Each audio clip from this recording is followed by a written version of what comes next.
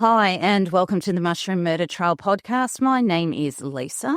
We have an excellent interview for us today. It's John Ferguson from The Australian, who is the man that broke the story about the tragic Beef Wellington lunch. Hello, John. How are you? Yeah, good. Thank you, Lisa. Thanks for having me. Not a problem. Now, yesterday I read your amazing story in the Oz about Erin and this whole saga, and one of the things that jumped out at me as someone who knows Erin was this. Erin Patterson is not the first murderer I've met, but she's certainly the most odd. So tell me a bit more about that. Well, she defies virtually every stereotype. Well-educated, a woman, well-educated, sort of well-off, having grown up in a life of privilege. It's very unusual to get, I suppose, this multitude of factors that would suggest she wouldn't grow up to be a woman who would kill three people. So that's what made, and she's also, as you know, because you dealt with this, she is an odd person. She's very unusual. She's, as we've consistently said, she's highly intelligent, but doesn't seem to me to have a great ability to deal with people generally. She can be very aggressive. But at the same time, as we heard during the court case, she's a walking contradiction because the evidence broadly was that she was a good mother. Now, I don't think someone who kills three people is a good role model by any stretch, but she basically, even Simon Patterson, her estranged husband, who had many reasons to dislike her in the end, conceded in evidence that in lots of ways she was a good mother. So you've really got these. It's very unusual for women to kill in this way. It's unusual. So you've really just got a multitude of reasons why she is in no way a stereotype. No, she's not. She defies stereotypes, really. And you broke the story. Do you want to take us through that when you first heard about it? So it was August the 5th, 2023. So I think that was a week to the day after the lunch was served. I just got a tip-off that there'd been a mass poisoning down at Leongatha. Now, at that stage, it was looking like at least 4 dead. And so didn't know for certain that there was wrongdoing involved, but whichever way, if you've got that many people, you have a meal and it goes that far sideways, it's a strong news story potentially. So I just contacted Victoria Police and they got back to me really, really unusually quickly with quite a long statement talking about what they were looking at in broad terms without pointing the finger at anyone. But I thought, that's really interesting that they've come back so quickly. They'd been sitting on it. They were waiting for a journalist to ring up. And I suspect I'd have to go back and look at the exact timing, but I'm pretty certain that they then raided her house. Like it was that morning that her house was raided. So, yeah. So basically, I'd have to go back and triple check the timing of the email, but I'm pretty certain that they raided the house after I rang them and asked about it. So that they were basically doing what police do. They were, the less media coverage there was on the story at this point, the better for them because they could just wander around and do what they do and no doubt keep tabs on what Erin Patterson was up to as well. Yes. Okay. So was it on the 7th that you made your way up to Leongatha? I can't remember the date, but I was sort of around there quite a bit afterwards. So after the police, the homicide squad, the head of the homicide squad, Dean Thomas, named her as the suspect for what had happened. So that was really significant. That was on the Monday on the 7th. So once he'd done that, then Erin Patterson was in the frame pretty much big time. And, like that, they knew from the beginning, Yep. at that point, that there were problems with uh, what she may or may not have done. And, so they knew, and very early on they picked up. I'm not giving a specific date. They picked up the fact that Simon Patterson had accused his wife of trying to kill him several times. So that's feeding into the narrative. I'm told very on the fact that she wore the white pants on the Sunday after the lunch, and claimed to have had explosive diarrhea, but while she running around Brewing. the Gippsland area in white pants, that was pretty significant. Yeah. And they were pretty quick, from what I'm told, to start picking up evidence that made it look quite strongly possible that Erin Patterson had committed the crimes. Now, normally it's unusual for the police to announce a suspect, or is that something that happens in Victoria? That's unusual. Like, it was unusual that he went so hard so early. And I think that was probably about putting pressure on her, so that anyone she's an unusual woman, and she's not a great communicator, and particularly when she's under stress. There are always caveats to this, but I'm talking in general terms. She when she's under pressure, she can be not very nice, and I'm sure that the police basically came across, that they're not dumb. You meet the woman, and you know that, well, there's something interesting going on here. Doesn't mean she's guilty, of course, or anything. But they'd be all over in the early, certainly in the first week. They'd be all over problems with her stories. Now, you were the first journalist to meet her during that period? No, not really. No, there were a whole stack who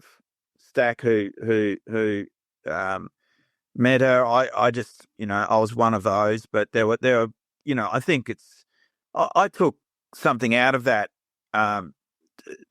short amount of time that I spent with her. I could pick up that she wasn't a normal person. No. And she was quite aggressive. And so, you put that in the back of your head. You don't, at that early stage, I wasn't thinking, I had a very open mind and maintained an open mind, but I suppose, she's, yep. And I think that's an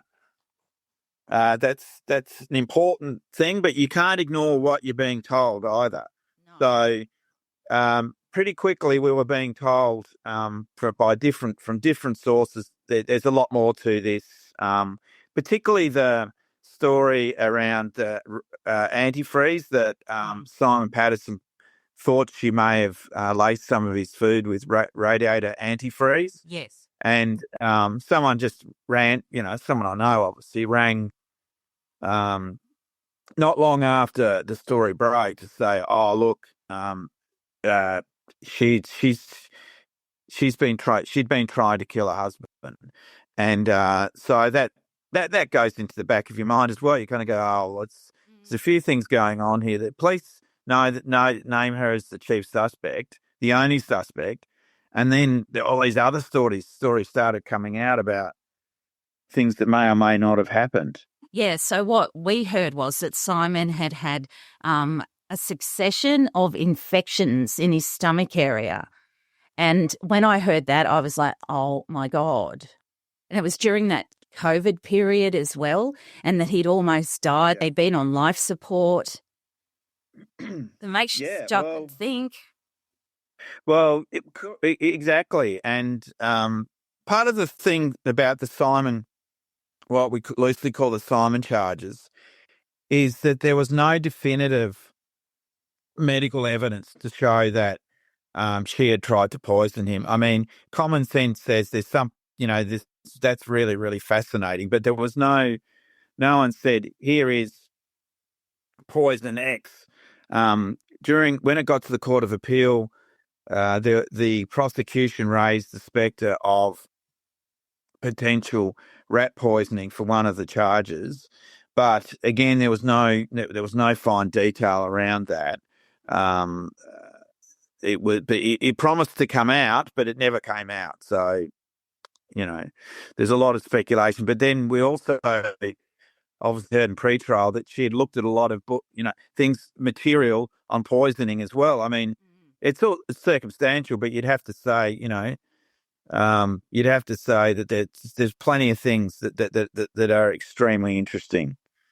You know what else is really interesting? The fact she took the stand. What do you think? Do you think she had no choice? I think she was drowning. I think the case was drowning. Like it's sort of interesting how different people have. There's no doubt the defence, I think, did a very good job for keeping her afloat as long as they did. But once, for me, when she got into the stand, it was the accumulation of the lies that really, basically, she was just, and this is an interesting thing. They chose to have the case down at Morwell in the Latrobe Valley. Country people, regional people, don't tend to like liars that much. It's one of those things that if you live in a smaller place, if someone's a liar, everyone finds out about it, and they judge pretty harshly. Yep. And we knew from the outset of that trial that Colin Mandy, the SC, was there was in his opening that well, she might be a liar, but she's not a killer. And the problem with that is, as I said, in country regional areas, liars don't fly the way that they might in the city, because everyone in the city knows that you're surrounded by different people, whereas in the country, your reputation is everything. So anyway, that's just a bit of an aside. Yeah, it was fascinating, wasn't it? And I also thought too, it kind of backfired on her because she had to stay in those terrible police cells in Morwell the whole time. So who knows? Coulda, woulda, shoulda, but it's certainly a fascinating choice that they made. But were you surprised when she was arrested? Look, was I surprised? On the day, it was November 2. You're always a little bit surprised. I was, I got to be honest, I'd felt for a long time there was a very, very, very strong chance that she was a killer. And so, and really for a very long time, I had an open mind, but from what I was hearing, there was too much running against her. But on that day, it was a huge day because they took her down to Wonthaggi, which is, I don't know, I'm guessing half an hour down the road. And Albanese was in town, and I was covering a speech of his for a conference. So the Prime Minister, I had to cover the Prime Minister, and then Erin Patterson got charged, and we said, what do we do? So we dumped the Prime Minister and did the Erin Patterson story because, I think, it's such a compelling story. But It is. Yeah, that's exactly what happened. Yeah. And what was the PM talking about? Oh, who cares? Like, well, the other thing is too, police do not arrest mothers of two kids and keep them on remand for so long unless they've got a really good case. Yeah, well, and as we learned, the totality of their case was overwhelming, but a lot of the evidence was knocked out. So really, the jury didn't. If the jury had have heard everything, it would have been the quickest case in the history of mankind. It would have been over. Oh well, when you and there's still some of it we can't talk about. But we know not most of everything now. And if you imagine if most of everything had have made its way into that the murder trial,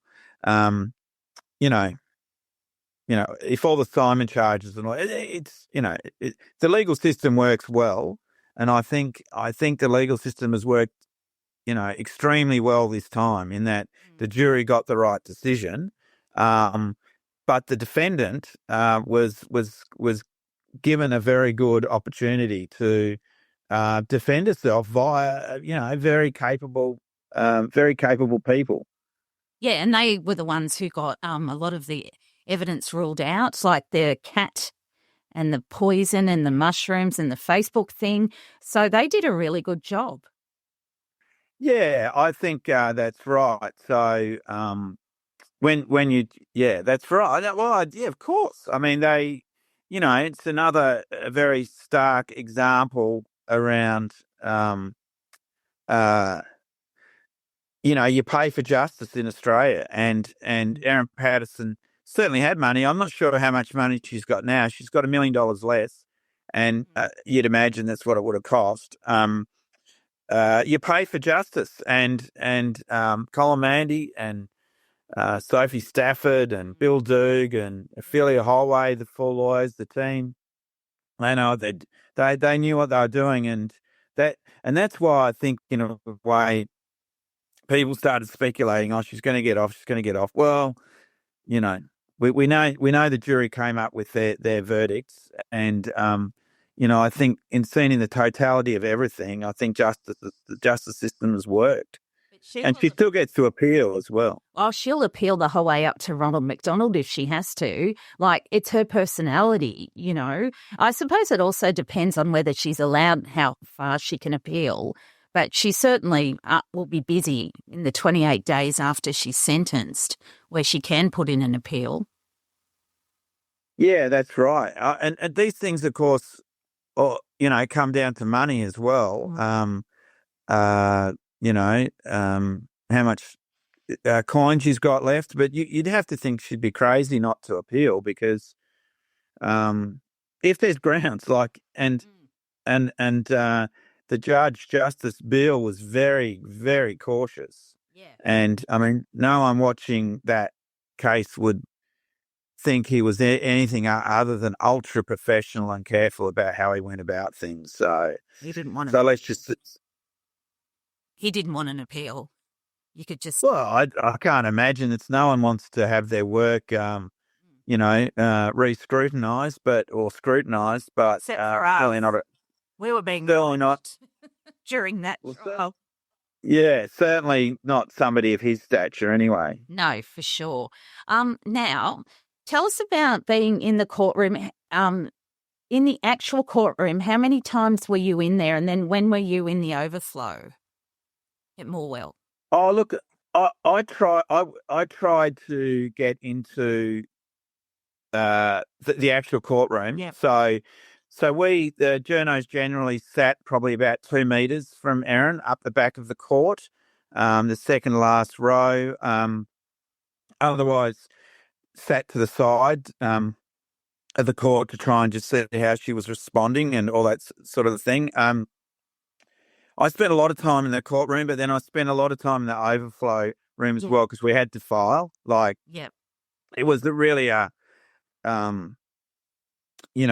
what was happening on the day thing. There was competition for seats to get in, and there was the ballot and all that sort of thing. But generally speaking, you could get in, and it was a fascinating courtroom. To think that you're sort of sitting 2 meters from Erin. Yeah, that's right. Yeah, and and you get more from being inside the courtroom.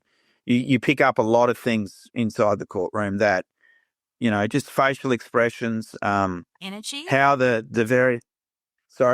energy of the room. Yeah, I think so, and I think that's why there was a lot of people thought that the defence was doing extremely well, and I think that had a lot to do with the fact that Colin Mandy's pretty charismatic and very capable. Yeah. Whereas,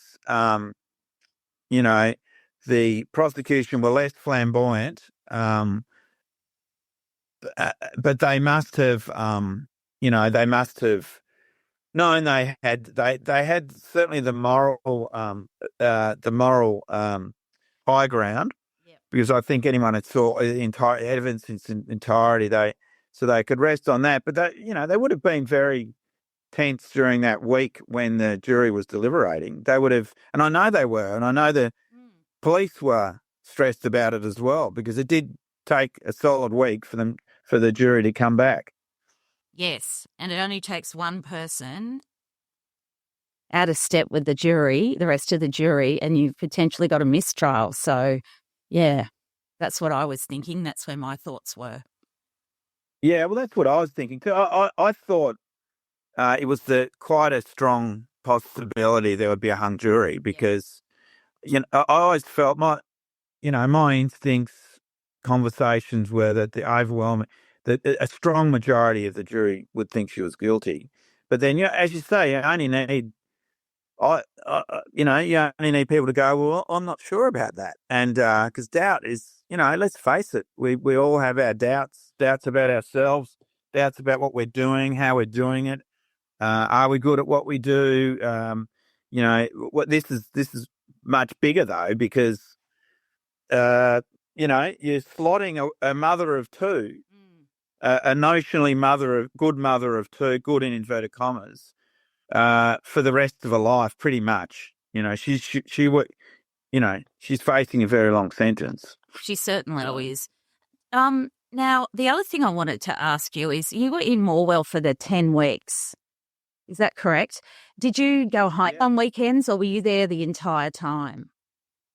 I tended to go home on weekends, but I think that it was really a Sunday night to Friday. In I stayed in Traralgon mostly, but I also stayed in Morwell as well. Yeah, it was really, and I was working on weekends anyway, so it was really a 7-day, 10 or 11 weeks. It was. Yeah, and it was, but it was really interesting, and there's a lot of camaraderie amongst all the journos and the photographers. Everyone gets on extremely well.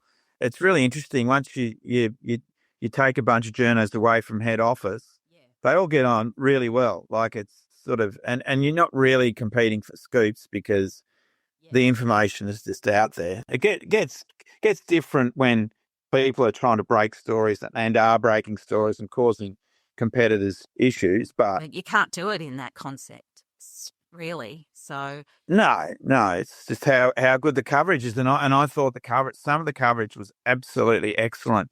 Some of the younger court, I'm a bit old, but the younger court reporters were absolutely, the live blogging that. Ellie, yeah, it was incredible. And then there was the Channel 7 and Channel 9 correspondents were amazing as well. So, but I did actually see the ABC reporter in action when I was in Melbourne, and I was just like, the amount of pressure you're under blogging and live like that, it's nervous enough when you're, doing a podcast the afternoon after. But yeah, they were under extreme pressure for 10 weeks, and we were all being looked at.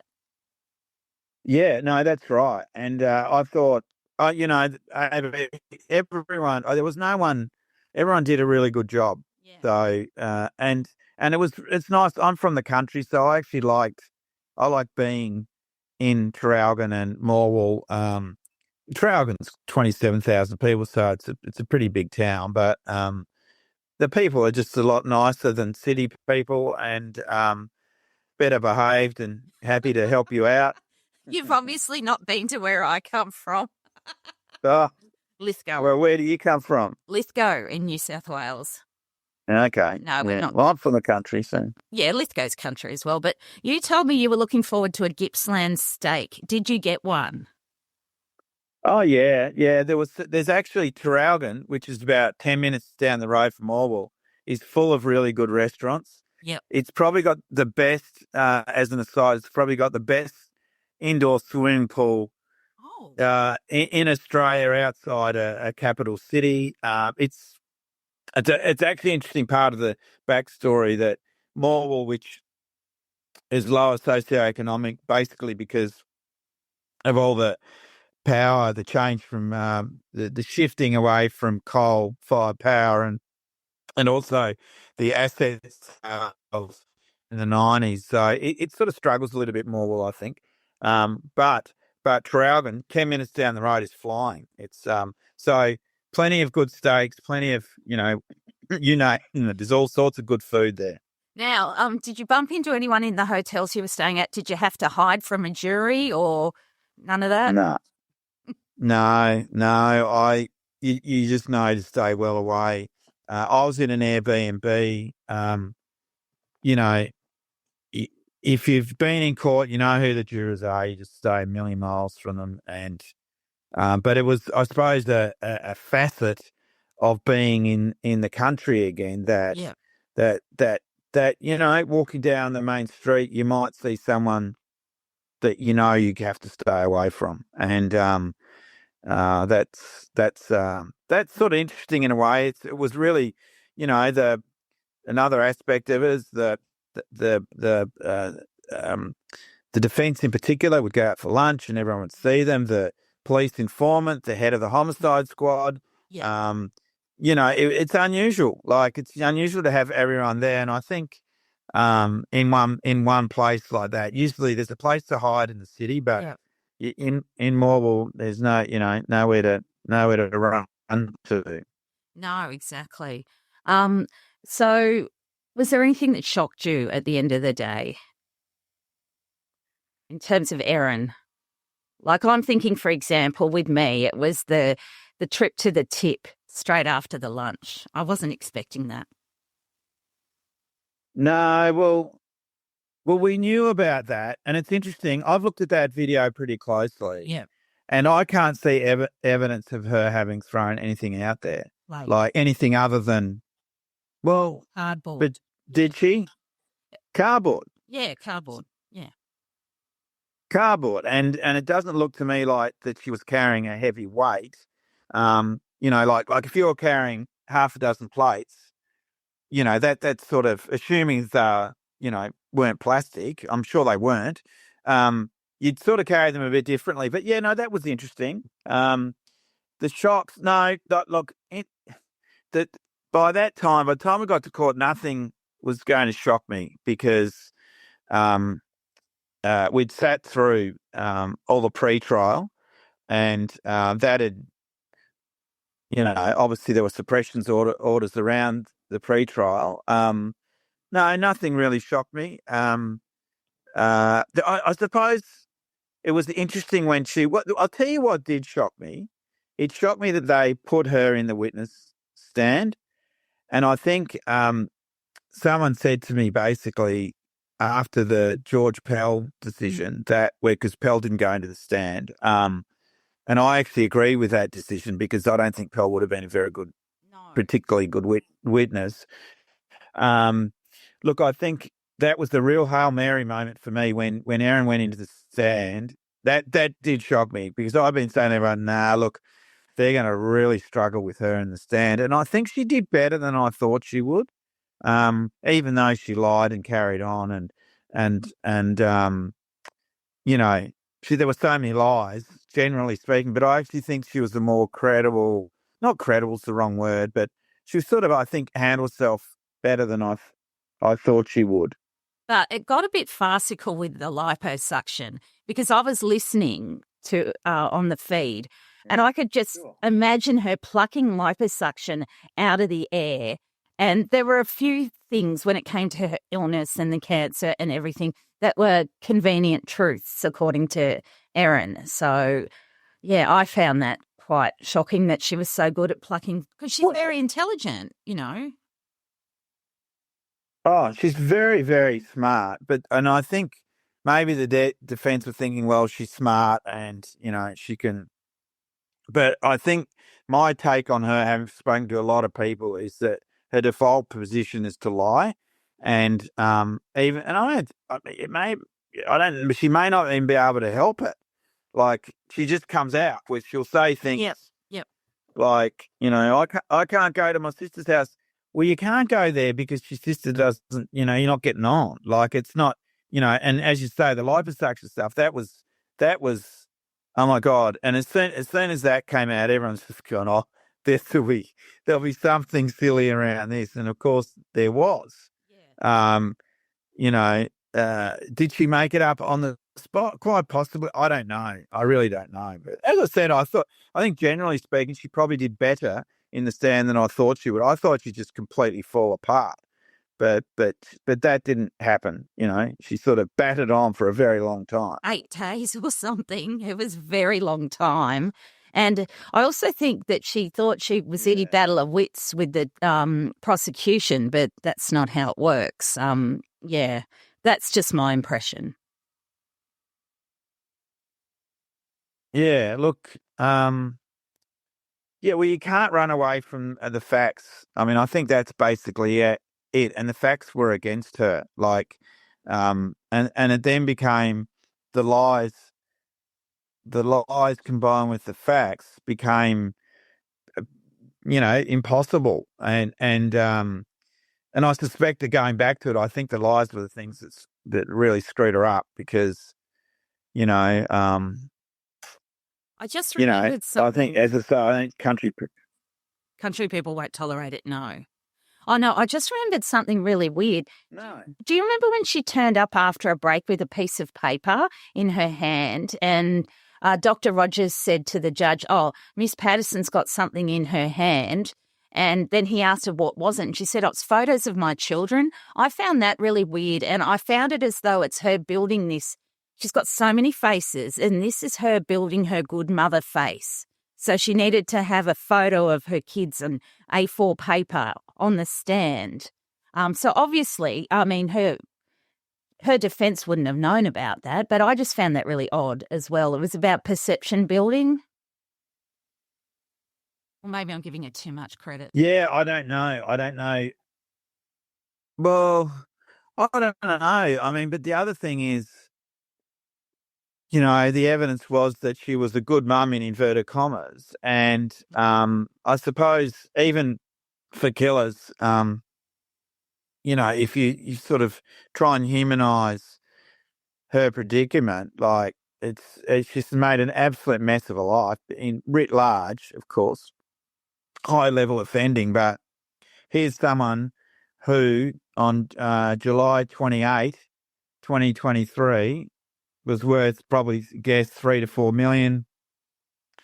Pretty much custody. Well, not well. Anyway, she had a close relationship. I can't say that she had a close relationship with the kids. She had every book she wanted to read. She had her online friends. She had security, and then just to head down this path of and causing unimaginable grief for the Pattersons and Wilkinsons. I mean, I'm not seeing anything like it. I mean, there was one murderer that I dealt with in about 1987, had breakfast at his house with his wife and 2 kids. I was working on an afternoon paper in Adelaide at the time. And so I had about an hour. Like I had coffee, Vegemite on toast for breakfast. I was really hungover because I'd been out the night before. And so we've left, and it turned out that this bloke had killed his boarder and really, really, really violent way. It was only when I got back onto the phone, I rang the office and said, "Oh, this is what they're saying." And the boss said, "Well, he killed him." And I go, "Well, no, I actually didn't. I was pretty young and naive." I suppose that just, that was the beginning of dealing with, for me, probably dealing with people like this. People will do their best not to go to jail. That's it. People will do their best not to go to jail. People don't want to go to jail, and jail is not a good place for anyone. Now, John, I'm sorry, we've only got a minute left before we get cut off. Is there anything you want to plug? Obviously, yesterday's excellent article that you had in The Australian, but is there anything you got coming in the future that people would like to know about? I pretty much we'll keep filing. I'm going to write some more stuff about Simon Patterson this week, and he's in pre-trial. We're just going to keep writing the story because there's still got a way to run. That there might be an appeal and she might win it. So we could be we could be here with there may be another court case. We say this will keep going, Lisa. Tell all your listeners to keep their patience. Keep your patience. Maintain their patience. Okay, well, thank you, John. We so appreciate it. Have a great afternoon. Thank you for everything. Bye. Thank you. Bye. Cheers. Bye.